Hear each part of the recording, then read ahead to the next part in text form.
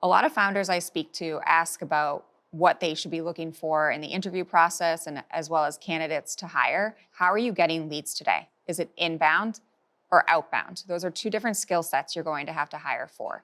If it's an outbound motion, that individual needs to come to the table with a pretty solid outbound playbook. You don't want to be building that from the ground up because it takes some time.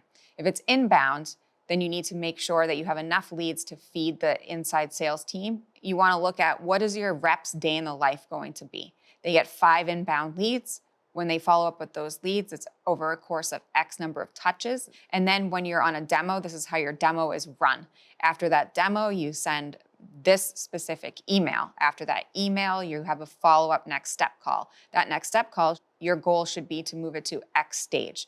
And then after that, you go to proposal and then your negotiation. And then you want to look at their overall process of how to manage their customer base. Do you need to hire a CS leader, or do they have the ability to manage a book of business so you don't have to add extra headcount right away? There's a big difference between being a great sales manager, which is really like being a coach and helping enable and develop people, versus somebody that has that skill set, but can also come in and help inform the executives, like where to take the product, how to bring it to market, has an understanding of how the whole business operates. Having the ability to create this like loop, this closed loop between sales lead, product lead, engineering lead is so important, because the product and engineering leaders may not know about a trend that's emerging in the market. Your sales team is your front line. So they're on the phone with prospects all the time.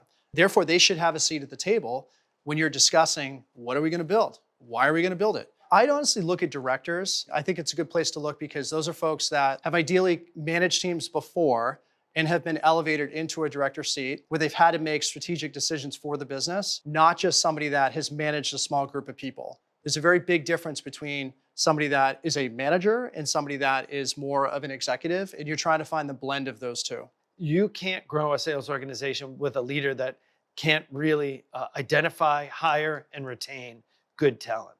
And that's more important than anything else in that first year. Like, your ability to hire A people and build A teams is the highest leverage thing that you could possibly bring to a company. If you agree that that's the number one most important thing, orient most of your interview around like sussing that out. Can this person convince you that they have a great philosophy and track record on how to hire exceptional salespeople? Are you actually thinking about some of the constraints you're gonna have 12 months from now if we grow fast? What roles do you think we need to hire now, knowing that we want to take this company from maybe 2 million today to 6 million next year? And then more importantly, do you have a network you can pull from to go bring those people in quickly?